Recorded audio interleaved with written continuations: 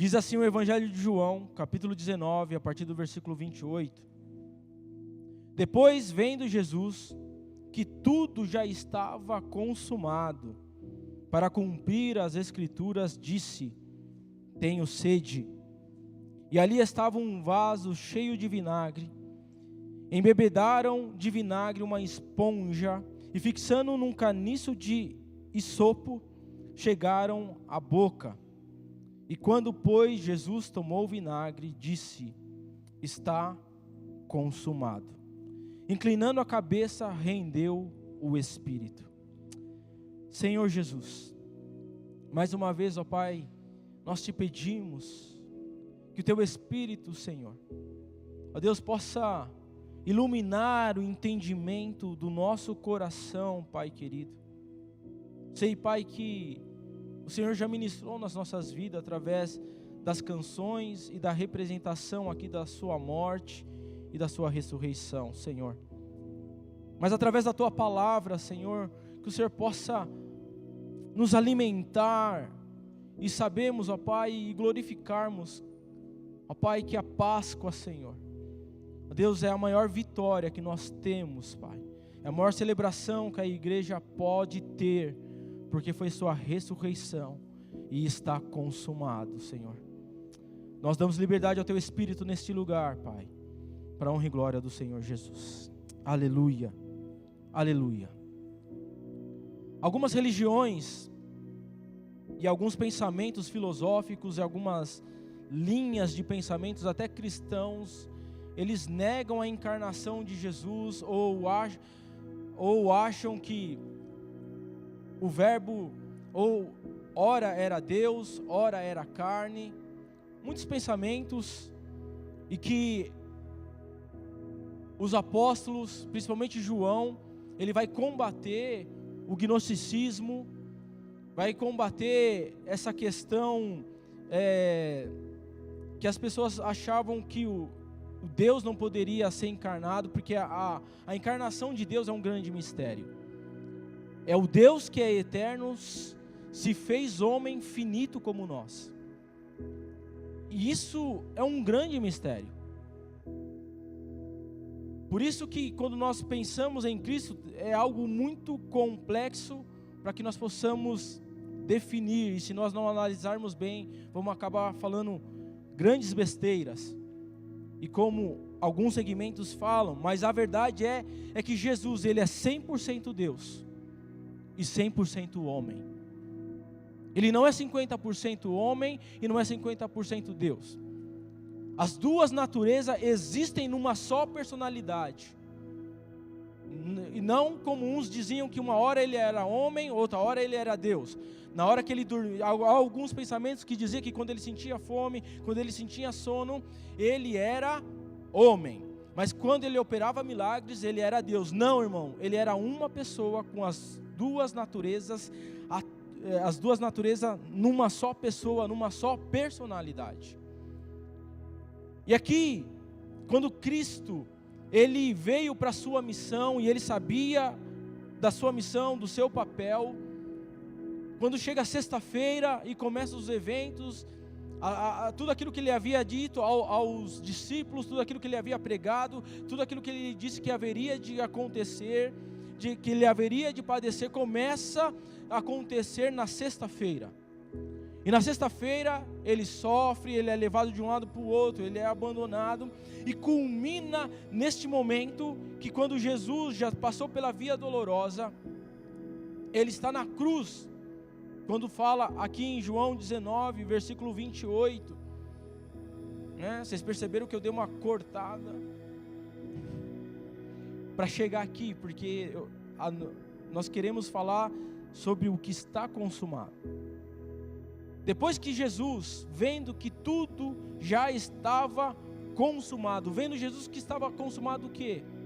Todas as profecias sobre ele do Antigo Testamento, tanto a sua vida, nos seus mínimos detalhes, até que chegasse aquele momento de crucificação, tudo havia se cumprido como fora dito pelos profetas. Tudo se concluiu no seu exemplo de vida, nos seus milagres e até nas suas traições, e até o seu abandono na cruz, e até esse momento que ele está na cruz do Calvário. Então, estava consumado cada detalhe, e para que se cumprisse as Escrituras, ele disse: eu tenho sede. E aqui mostra o lado humano de Jesus, quando ele disse: tenho sede. Para você ter ideia, Jesus foi crucificado, os pregos na mão de Jesus às 10 horas da manhã. Isso porque anteriormente ele tinha passado a madrugada de um lado para o outro. Já tinha levado 40 chibatadas menos uma, já tinha sido cuspido, já tinha sido escarnecido, já tinha sido negado pelos seus discípulos, agora já tinha passado pela via dolorosa, e ele estava às 10 horas. Para você, manhã de sexta-feira, tendo as suas mãos e os seus pés crucificados e coroado com uma coroa de espinhos. É nesse momento que ele é crucificado. E aí ele entra numa agonia até meio-dia, 3 horas haviam se passado, quando chegamos aqui no versículo 28. E quando ele diz: tenho sede, mostra o lado humano de Jesus, a humanidade de Jesus ali sofrendo. Ele não foi um ator que simplesmente não sofreu, como alguns dizem. Alguns pensamentos diziam que o corpo de Jesus não era um corpo físico, era um fantasma, era só o Espírito de Deus. Não, mas aqui era o corpo físico de Deus. E ele disse: tenho sede, para se cumprisse a palavra do Senhor, que está lá escrito no Salmos 69, 21, que diz assim, Salmos 69, versículo 21.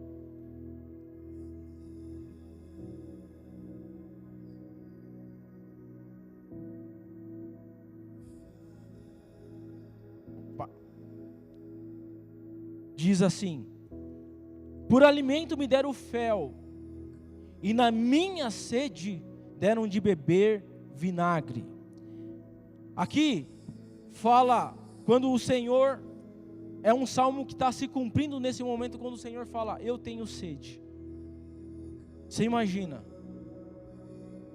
das 10 horas ao meio-dia, sem beber uma gota d'água. E aqui o que eles oferecem para o Senhor não é o mesmo que ofereceram durante a caminhada, porque ofereceram para Ele, lá em Mateus 27, vai falar que ofereceram para Ele fel e vinho. Este vinho aqui, este vinagre que ofereceram para Ele não é, porque o outro, em Mateus, quando fala durante a sua crucificação, o que eles tinham oferecido, aquilo amenizava a dor. Mas aqui na cruz, quando ele fala: eu tenho sede, você imagina, meio-dia, o sol na cabeça, você imagina como é que não estavam os lábios de Jesus por uma água, fisicamente, sofrendo, padecendo, e como um ato de zombaria, deram vinagre para Jesus. Esse vinagre, ele é a posca romana, ou seja, era um vinho comum e azedo que os soldados do império usavam para beber.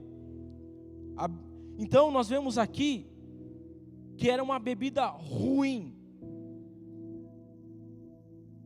E era isso que deram para Jesus nesse momento, para que ele pudesse pelo menos ter os seus lábios um pouco umedecido por algo ruim.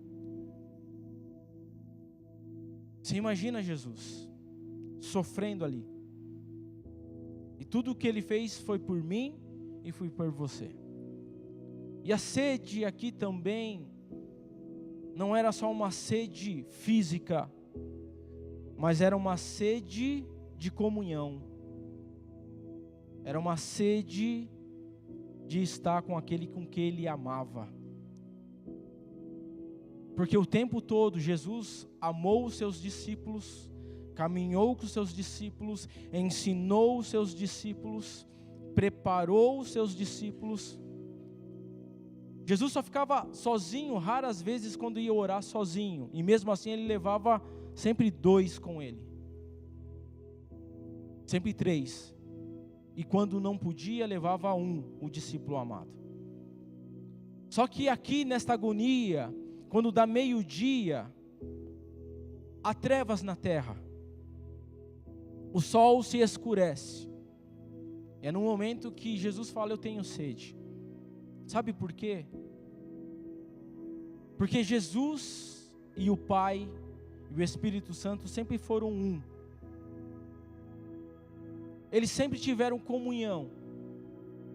Mas naquele momento onde que as trevas tomam a conta da terra, acontece algo inédito e histórico e nunca mais vai acontecer. Neste momento de trevas, nesse momento onde que as trevas tomam a terra, o que acontece?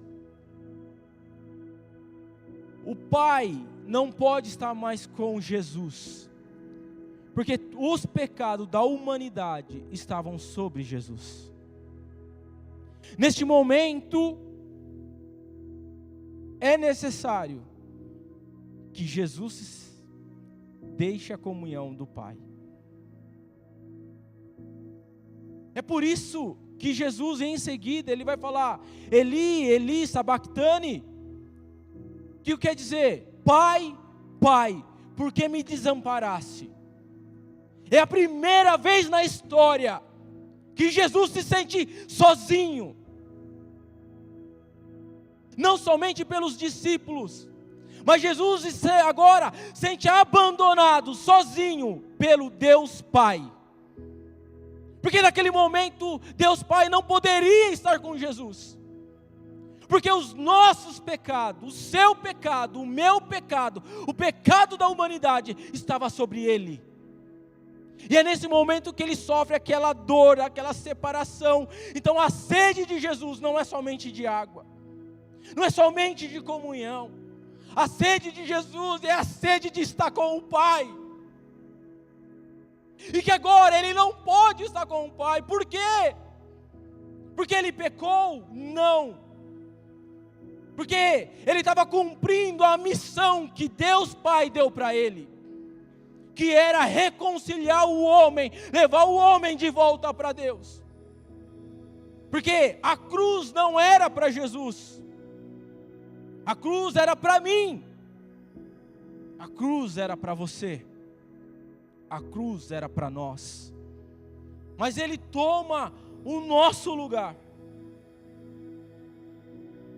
Você para pensar que Ele se separou do Pai, para que eu e você nunca mais fôssemos separados dEle. Será que você pode aplaudir ao Senhor Jesus Cristo?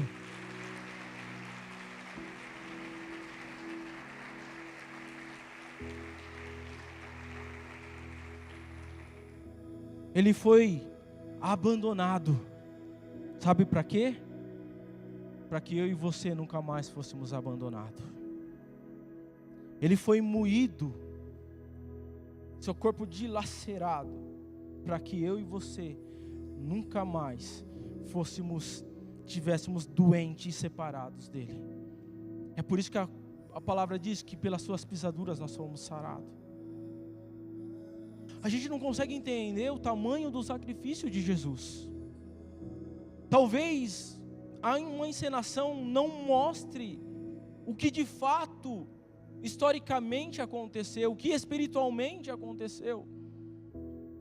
Você não sabe o que é para representar para Jesus separar do seu Pai, porque eles sempre foram um, e naquele momento não poderiam ser, porque os nossos pecados estavam sobre Ele.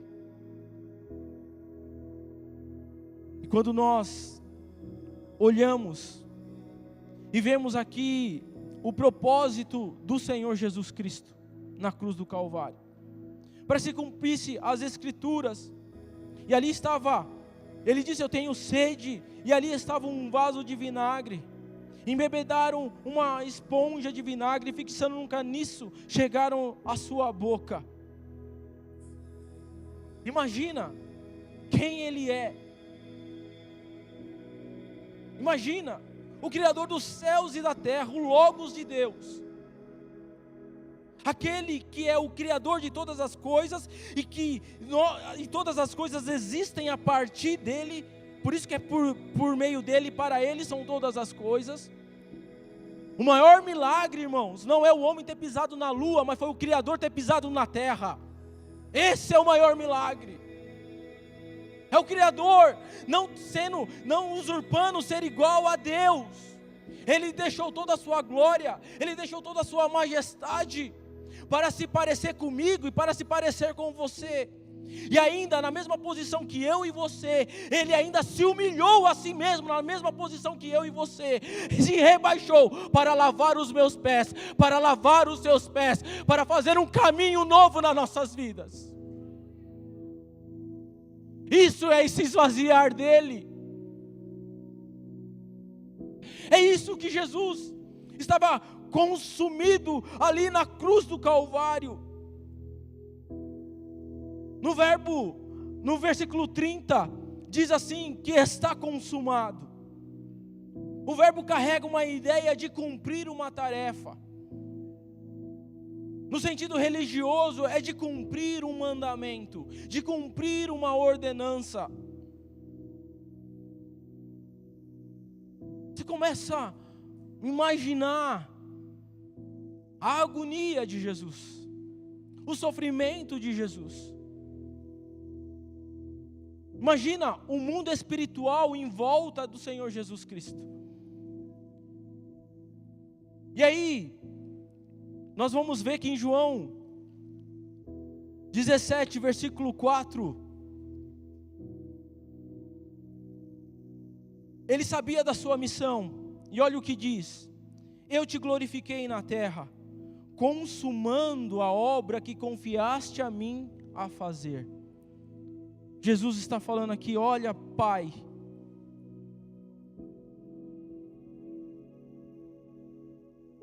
ouve. Agora que nós estamos separados, está consumado. Porque aquilo que o Senhor mandou eu fazer, eu fiz.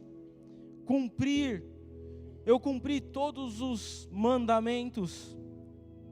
Eu ensinei a eles, eu caminhei com eles, revelei a eles, você por meu intermédio. Está feito agora, está consumado. Toda a obra da redenção, ela está completa.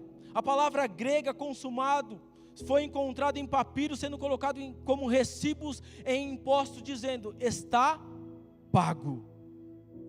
Porque havia um preço a ser pago. Quando o homem pecou, quando Adão pecou lá no Éden, criou-se dois problemas, não criou só um problema. Muito se fala, quando o homem pecou criou um problema. Não, criou dois problemas. Porque Deus falou que todo aquele que pecar contra Deus, morrerá. E aí, tem um problema agora, do homem com Deus, porque ele pecou.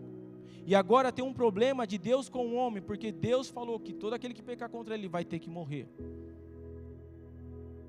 E nenhum homem consegue entender e chegar e compreender a grandeza de Deus. Nenhum homem podia dar o sacrifício à altura desse Deus. Quem é esse Deus? Simplesmente Ele é o Criador de todas as coisas. Simplesmente, sem Ele, nada do que existe. Imagina aí descobrir um buraco negro aí com tanto, massas. Cara, Ele pega isso com a concha da palma da sua mão.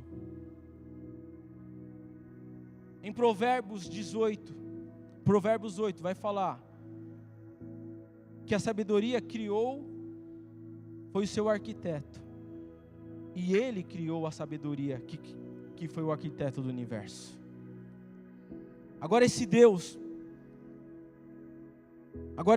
que está ali na cruz do Calvário, Ele começa a dizer que ali, tudo aquilo que precisava ser feito, reparar a altura desse Deus, estava sendo feito somente por Jesus Cristo.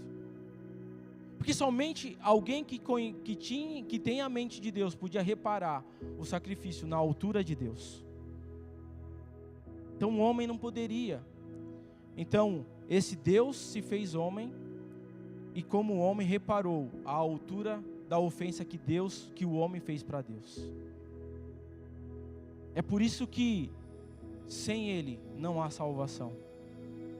Por isso que a palavra de Deus diz que Ele é o único caminho que importa que sejamos salvos. Por isso que a palavra do Senhor fala que não existe outro mediador, não existe outro nome que importa que sejamos salvos, que não seja por meio do intermédio do Senhor Jesus Cristo. É por isso que quem tem o Filho tem a vida eterna, quem não tem o Filho não tem a vida eterna. É por isso que quem salva é Jesus.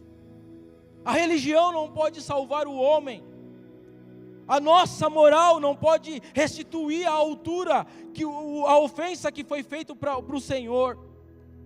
E é por isso que lá em Colossenses, no capítulo 3, vai mostrar muito bem essa questão. Como a nossa dívida foi paga diante do Senhor.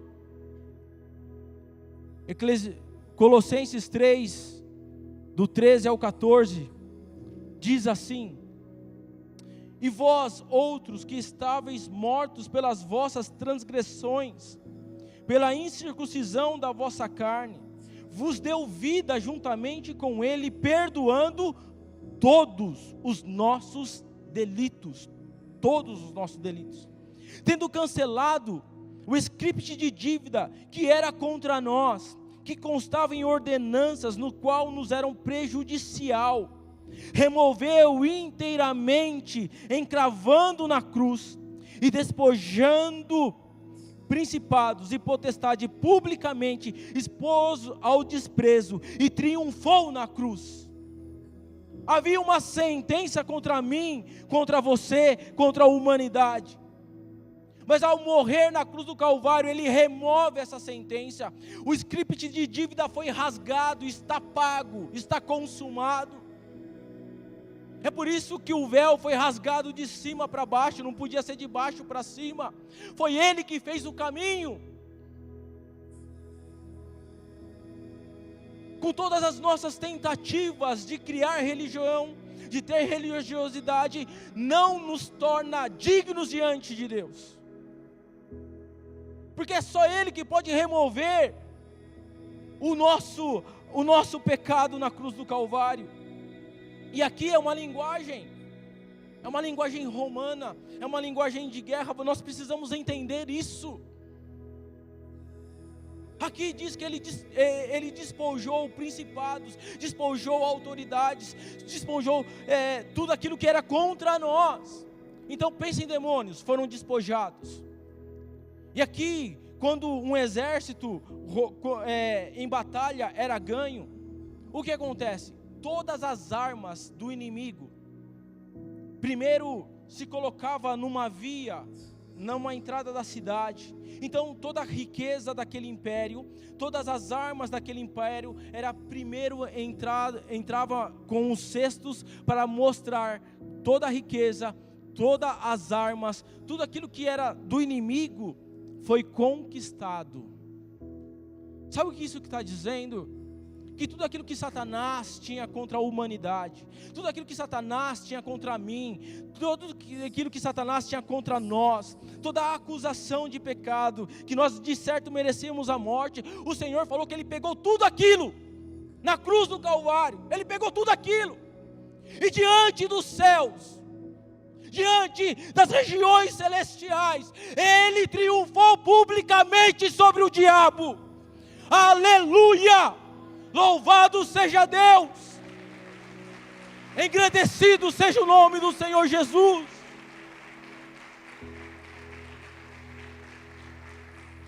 Irmão, diz que todas as armas do diabo que era contra mim, todas as armas do diabo que era contra você, toda a arma do diabo que era contra a nossa humanidade, diz que ele despojou, ele triunfou, significa que ele saqueou o inferno, e significa que o diabo não tem mais poder sobre as nossas vidas. Por que que nós como igreja damos um poder para ele que ele não tem?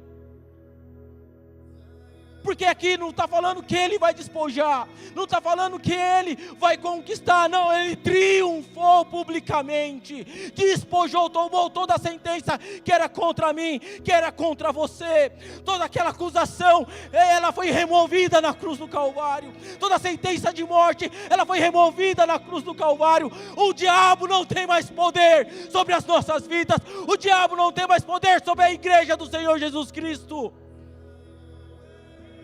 O único poder que ele tem é a da mentira. Ele não é poderoso. Ele é um enganador, mentiroso. Sabe por quê? Porque lá em Apocalipse, no capítulo 20, diz a palavra do Senhor que um anjo do céu, não deu nenhum nome para ele, não diz qual é o nome dele, um anjo do céu o aprisionou. Um anjo. Ele tem todo o poder. Ele é Deus sobre a terra e sobre os céus. E muitos de nós estamos sofrendo acusações. Muitos de nós estamos sofrendo porque não conhecemos o seu sacrifício na cruz do Calvário. Vivemos debaixo de uma opressão, vivemos debaixo de uma mentira. Ele fez tudo isso por aqueles que creem no nome do Senhor Jesus Cristo. Qual é o poder que o diabo tem? Ele só tem o poder quando você dá poder para ele. Ele só tem poder quando você dá poder para ele. Você precisa entender isso. Ele não tem poder de entrar na tua casa. Ele não tem poder de destruir a sua família. Porque o Senhor fala: aqueles que são meus, o maligno não toca. Não toca. Se ele tem feito ruaça na nossa família, na nossa casa, ele vai começar a cair. Não é porque eu estou falando, mas porque é a palavra do Senhor Jesus Cristo. Porque está consumado. A gente precisa saber usufruir o poder de Deus, não para benefícios, mas saber que Ele na cruz do Calvário removeu tudo aquilo que era contra mim, contra você. Está consumado. E ali mostra que quando Jesus, ele fez um novo caminho, ele conduziu a maior vitória, o maior espetáculo nos céus e na terra, quando ele entrega o Espírito dele voluntariamente. Ele era Deus, irmão, ele é Deus. Quando ele diz está consumado, e em seguida ele entrega o Espírito dele. Lá em João 10:17, diz que ninguém podia tirar a vida de Jesus. Olha o que ele vai falar.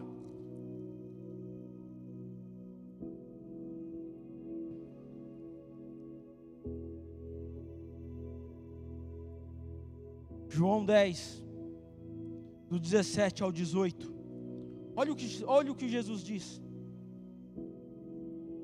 Ninguém atira de mim, pelo contrário, eu espontaneamente vos dou, e tenho autoridade para entregar e também para revelar. Este é o mandato que eu recebi de meu Pai. Se Jesus não quisesse morrer na cruz do Calvário, ele não teria morrido. Aqui diz que ele dá a vida livremente, porque ele quer dar a vida, porque ele tem poder de dar e de trazer de volta. Por isso, meu irmão, por isso que aquele que crê nele, ainda que esteja morto, viverá. Dizem que para a morte não há solução, para quem não está em Cristo, porque para quem está em Cristo, até a morte tem solução, porque aquele que crê em Cristo, ainda que esteja morto, viverá. Bendito seja o nome do Senhor Jesus Cristo. Sua morte expiatória demonstrou sua total obediência à vontade do Pai. Por meio desse passo, dessa árdua missão, Jesus fez a expiação pelo pecado dos homens. Esta declaração, está consumado, é uma consciência clara que a obra estava terminada e todos os propósitos do Pai estavam concretizados. Tudo quanto era possível ser feito para tornar o homem, para se tornar Deus conhecido dos homens, estava feito, estava consumado. Ele trouxe para nós, para o homem, aquilo que a filosofia não podia dar, aquilo que a ética moral nossa não pode dar, porque a palavra do Senhor fala que a nossa justiça para Deus é como um trapo de imundícia. Jesus na cruz do Calvário veio comunicar algo que as escolas filosóficas não puderam dar, que o hedonismo não pode dar, que prega a felicidade através da carnalidade, das orgias, da bebedeira, das festas, das drogas, do sexo, rock and roll. Isso não pode preencher o homem, pode dar momentos felizes, mas não tira o vazio da sua alma. Aquilo que o materialismo não pode dar para você, pode te dar casa, pode te dar mansões, mas não te dar um lar, não te dá paz com Deus. Aquilo que as riquezas não podem dar, não podem comprar. Por isso que o Senhor diz: o que daria o homem pela sua alma? Do que adianta ganhar o mundo inteiro e perder a sua salvação? Aquilo que o prazer da comida não pode dar, aquilo que a fama não pode dar, aquilo que a religiosidade não pode dar, porque a religião mata, mas Cristo liberta. Ele veio comunicar vida, e vida com abundância. Quantos de nós ainda estamos presos? O Senhor fez um novo caminho, sabe para quê? Na oração sacerdotal, sabe por que Ele morreu na cruz do Calvário? Pai, a minha oração é que não os livre do mundo, que não os tire do mundo, mas que o livre do mundo. Para que, assim como eu e o Senhor somos um, eles possam ser um conosco. Essa foi a oração de Jesus, para que a nossa alegria seja completa. Sabe o que é isso? Eu e você só podemos ser felizes com Jesus. Eu e você só podemos satisfazer a nossa vida com Jesus. Por isso que quando Jesus ele tem um encontro com a mulher samaritana, a mulher samaritana ela foi buscar água, e o Senhor fala assim: olha, se você beber dessa água, você terá sede novamente, mas se você beber da água que eu te der, você nunca mais terá sede, porque você terá dentro de si o quê? Uma fonte que jorrará para a vida eterna. Sabe o que é isso? Da fonte errada. Porque nós somos insaciáveis por natureza. Eu bebo aqui, vou beber daqui a pouco. Eu como aqui, daqui a pouco eu preciso comer. E espiritualmente não é diferente. Você beija a boca de alguém aqui, você vai querer beijar a boca de novo, e você vai beijar a boca de novo, e isso não vai te satisfazer. Você vai deitar com um cara ou com uma mulher aqui, e vai com uma, vai com duas, vai com três, vai com cinco, e isso não vai te satisfazer. Aí você vai beber um pouco aqui, você vai ter que beber um pouco mais. Por quê? Porque você precisa um pouco mais, porque somos insaciáveis por natureza. E Deus, sabendo que nós somos insaciáveis por natureza, E aí o que acontece com a gente? E a gente quer sempre ter mais, ganha 5, quer 10, quer 15, está com 15, quer com 20. E a felicidade, por quê? Porque para o homem, para ser feliz, sempre falta algo mais. Porque Deus colocou no coração do homem a sua eternidade. E aí sabe o que acontece? Quem é o eterno? Deus. O tamanho desse Deus Ele colocou, por isso que é o tamanho do nosso vazio. E é por isso que Ele diz, sabendo da nossa insaciez, sabe o que Ele faz? Coloca uma fonte dentro do nosso coração. Sabe por quê? Porque fonte não para de jorrar água. Porque fonte continua jorrando. Porque quanto nós vamos bebendo, mais Ele vai saciando a nossa sede. Está na hora de você deixar essa fonte jorrar dentro do seu coração. Parar de tampar essas fontes e deixar ela fluir. Porque aqueles que creem em mim, do seu interior fluirão rios de água vivas. Eu quero que se você coloque-se de pé nesta noite. Quero que você feche os teus olhos.